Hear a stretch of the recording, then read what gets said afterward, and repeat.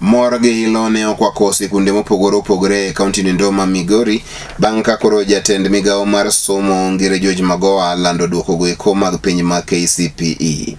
Moko kuom sikunde manyosa yudo duoko maber oting'o sikunde mag primary mano mar Momokoro mantiere gwenge goeko mag Kuria, Harvard mantiere gwenge goeko mag Suna East kod St. Bakita Migori Primary School kod St. Cecilia Olare mantiere gwenge goeko mag Awendo kanyakla kodaka binde mamoko.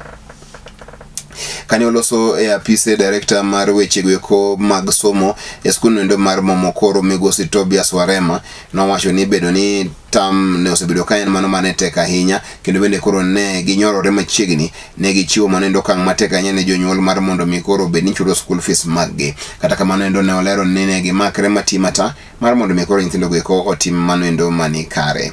Ne giwacho ni jonyuol masani ndi koro osebedo kane ntiere koda kamano kinde matek ahinya ka koro giwacho ni bende makruok kanyakla gi tich matek osemiyo gibedo koda ka dwoko mano mani kare. Gideon Omache ne oyombo mano Kaunti ma Migori kane entie kod max goeko 417. Kailuwe kod Ivan Mwita mane entie kod max goeko 407 kod Dennis Chamberi mane oyudo max 405 e kind jopuonjre 55 mane oyudo min mano mar 389 ka nyathi mane oyudo matin mogik ne nigi max 350. Ametenda makuu imani yote yawezekana kwa imani yote yawezekana. My initial target was 420, but I am happy because I've scored at least 400 and above. The school in which I want to go is Starehe Boys Center and School.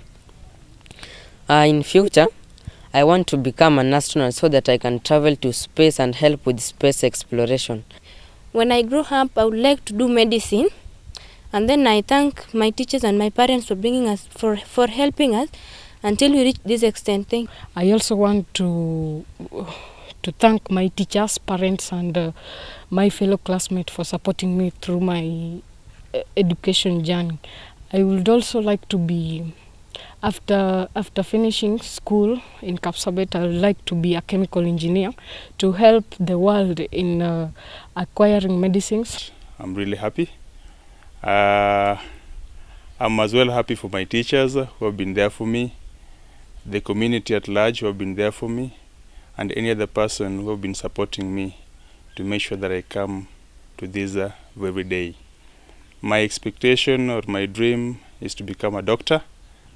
That was my dream, and I want to say thank you to anyone who supported me in any way. Waendelee na ule spirit ambayo walikuwa nayo wakati wanalipa pesa nyingi.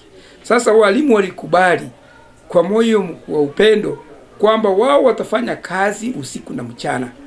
Wakiangalia watoto mpaka 2:30 wanawapatia wanawafika karibu wale ambao ni boarders, na day scholars wale wa karibu wanakuja, at least wakapush kuona kwamba academically wasirudi nyuma kwa sababu ya COVID. They did it well. They did it well, whereby our first candidate had 417 and the last one had 350. It was indeed a very good show. I really congratulate them. I really also want to congratulate my colleagues who did it, who helped learners to achieve what they achieved. But we wish them all the best in the schools where they will go. I would like to take this opportunity to thank the entire teaching fraternity for the support that they gave the learners. Let me also thank the candidates of the year 2021 for performing marvelously and making us attain our target. That's what we wanted, 400 and above, and we have got it this year. Amor result Harvard Junior Academy kake director mar school kendo adwoko ne jonyuol erokamano kuom miyowa nyithindo.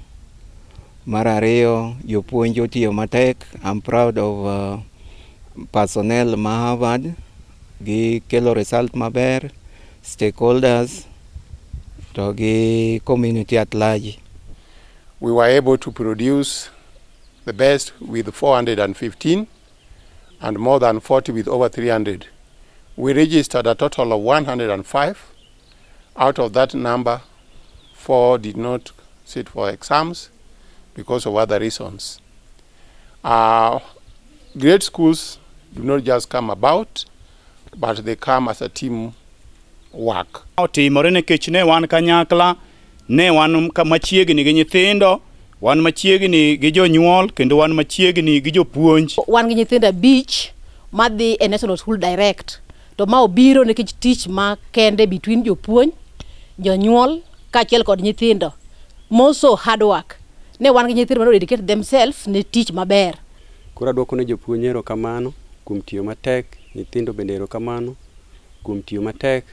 Kaka sponsor, dakwa ni ng'ata ng'ata kata organization mora mora ma lwete nyalo chopo e skul kaendi mondo okony nyithindo matimo maber gi to chop mapiyo kaka nyalore, nikech nyithindo gi okadho maber, to bende wadwaro ni mondo skul ni nyinge koro dhi malo, omiyo ng'ata ng'ata manyalo kelo sponsorship ka obiro dwoko ne gi erokamano.